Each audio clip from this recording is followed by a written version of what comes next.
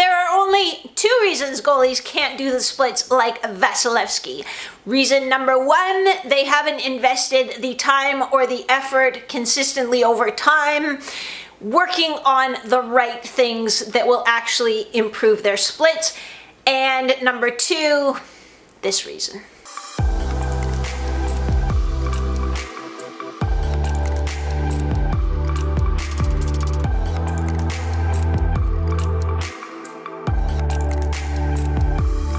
Welcome back to Goalie Training Pro TV. I'm Maria Mountain. I'm an exercise physiologist who specializes in off-ice training for hockey goalies, which means I help goalies from every level, from the NHL to college to minor leagues to adult league to rec league. I help you guys win more games with fewer injuries, so you're getting attention from the right people for the right reasons. If you are new here, now is when I ask you to do me a favor and actually do yourself a favor and hit the subscribe button, because every week I put out new videos that have really helpful strategies and tips that are going to help you stop more pucks, and they range from some beginner level strategies right up to advanced stuff for the pros. This is going to be a quick video today, and it is all about getting the splits like Vasi. If you are like, I don't really want the splits, but I'd love to have his speed and power, I made a video about that too.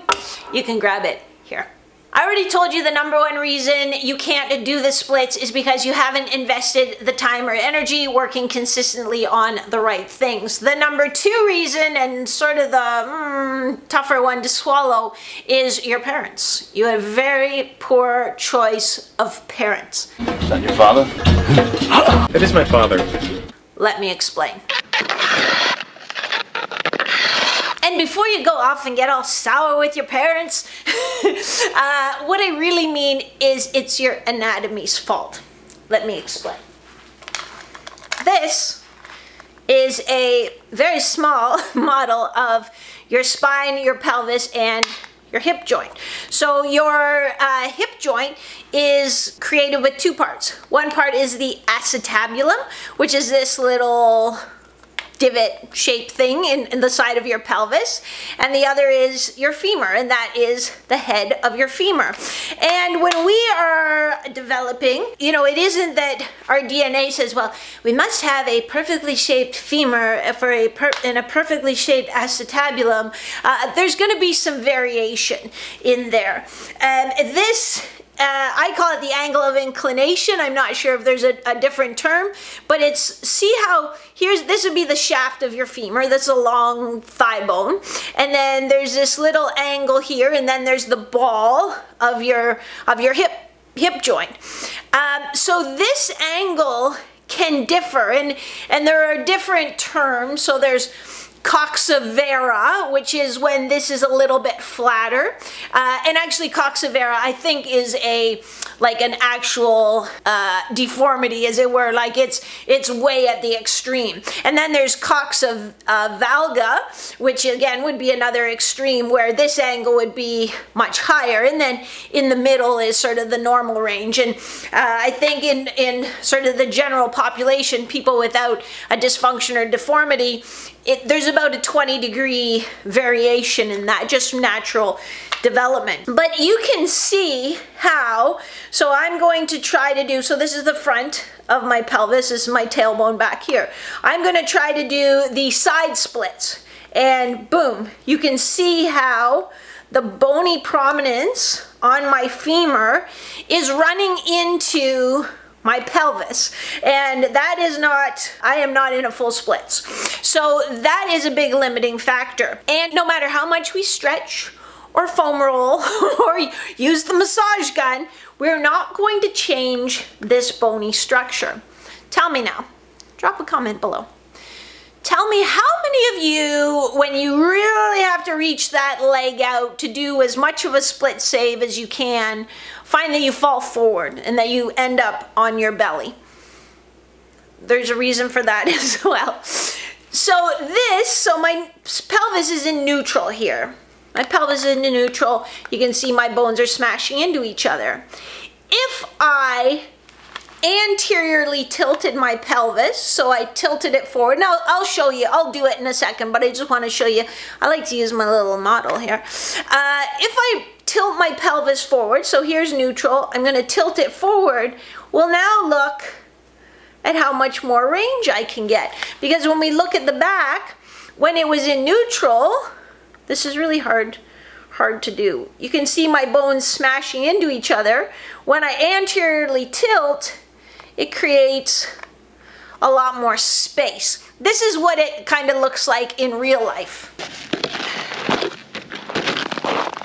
Now, I could never do the splits as a kid, so my expectation to be able to do the splits as an adult is limited, but that is about as far as I can get with my pelvis relatively neutral. So if I exaggerate it and I tilt my pelvis anteriorly, I can get all that extra range. So what did I do? I came down keeping a neutral pelvis, and then when I ran out of range, I tilted it forward. I kind of stuck my butt out behind me and tilted it forward, and that allowed me to get further. That is why when you're in your butterfly and you kick your leg out or you push across and reach, you often end up, on your front side, or you have to put your hands down, because without even consciously realizing it, your body's trying to find that more range of motion. So it knows, oh, hey, if I kick my butt back or tilt my pelvis anteriorly, I can get more reach with that leg. But we don't really have the flexibility in our spine to stay upright and have that degree of anterior pelvic tilt. Most of us don't anyway. In a minute, I'm going to tell you what every single elite goalie coach I've ever met has said about splits saves. But in the meantime, drop a comment below. Let me know what how important you think the splits are to your game. Is it sort of a 1, 2, 3 priority, or are there other things that you think are more important and more productive? I always like to get a sense of where you're coming from. Here's the problem. If you are trying to stretch or even do mobility exercises, even if you're doing the exact right exercises, but you're working against a bony restriction, your hip structure won't let you do the splits, even with an anterior pelvic tilt. So don't take away from this, oh, I just have to really learn how to do an anterior pelvic tilt. No, that's not the answer. If you're trying to work against a bony restriction, well, what happens when our tissues, get worked, get over-rubbed? They build up calluses, right? Bones are the same. So if we are consistently smashing two bones against each other, we're going to create some bony calluses. And what is that going to do? It's the same as FAI. It's going to further reduce our range of motion because now we have even less space to work with. It makes our problem worse. How do I know if it's a bony restriction or I'm just stretching muscles and this is helping me? I have the answer for that as well. Let's say you're doing a half kneeling groin stretch, and I get out here and I feel it here. Where do you feel that stretching, or where do you feel that? I feel it here. This is the closing side of the joint. I'm decreasing this angle. So I started here and I'm decreasing the angle here. This is the closing side of the joint.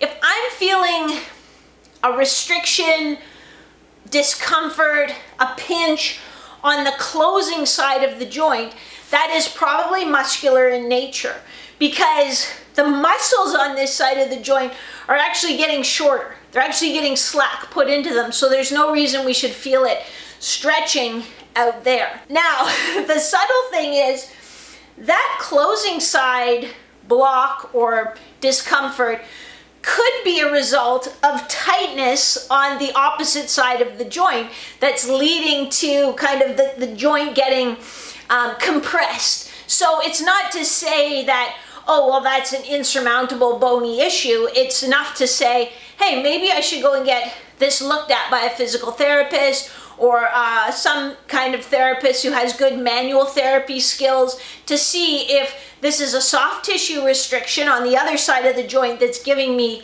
those symptoms. But what you don't want to do is keep trying to jam yourself further and further into it, because regardless of the reason, whether it's just, hey, that's just how your hips are, or hey, yeah, this is sort of a dysfunction because some other muscles or capsule or are too tight, the outcome will be the same if you keep trying to smash your two bones against one another. You're going to be building up those bony calluses, making the problem worse. If I get into this stretch, however, and I feel, no, I feel it, I feel it in here, or I feel it down here, that's the opening side of the joint. So it's like, yeah, that, and it feels kind of like a muscular stretch. It's like, okay, I probably have some room. I'm still not going to try to force it, but it's like, I'll be gentle. I have to be consistent over time. Remember, I'm trying to remodel tissue. I'm trying to change motor patterns.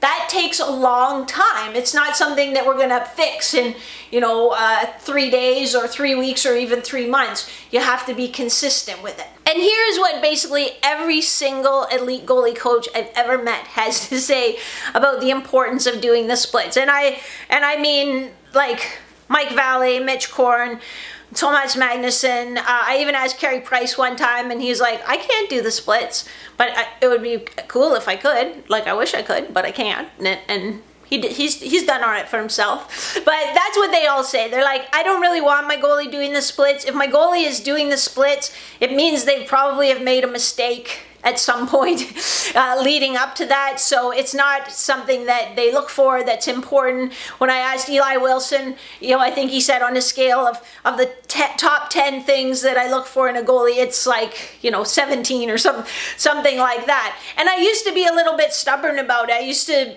because I believe that as well. And I used to think, well, you shouldn't be doing split saves anyway, and there's all these other things you should work on. I still believe that. I still believe you should be work on your butterfly flare first. Like, I would be trying to get the best butterfly flare I can have. I'd be working on my functional strength, my speed, my stamina, my global mobility. But I also realize that, hey, and even when I play, sometimes the puck is in that position, somebody pulls the puck and my leg goes out there and I push and I reach with that leg without even thinking about it. It's not like I'm like, oh, I'm gonna do a split save.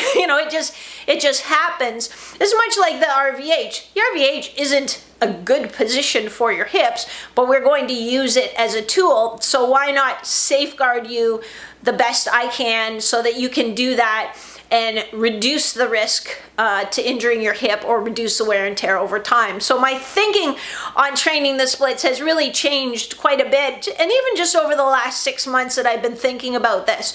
So it's something I think our bodies are going to do anyway. We're going to instinctively do that. So why not, number one, maximize the range of motion that you have in a safe and effective way, give you the tools to do that.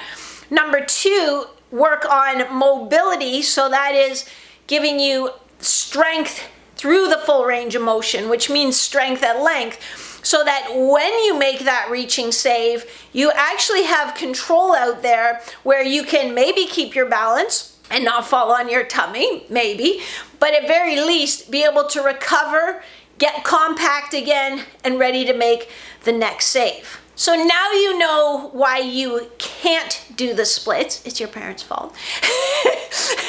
But that's not to say we can't get better at them.